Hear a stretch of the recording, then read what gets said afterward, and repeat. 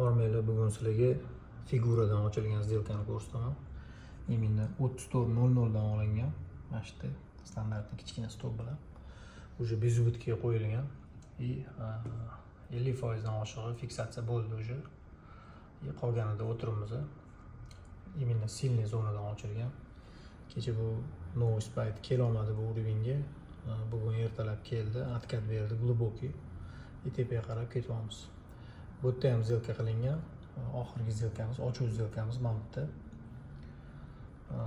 Nevkani ko'rsanglar bo'ladi. Mana bu uровеньning ustida yopilgani uchun kecha bugun уже sekin tepaga qarab yuryapti.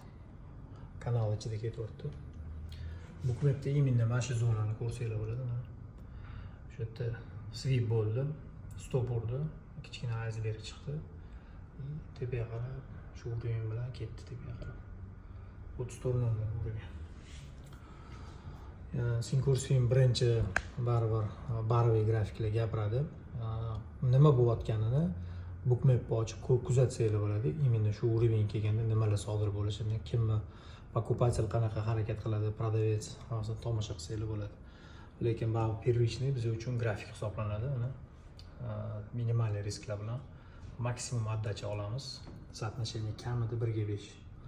Hisob olinglar, grafikni o'qishni o'rganinglar.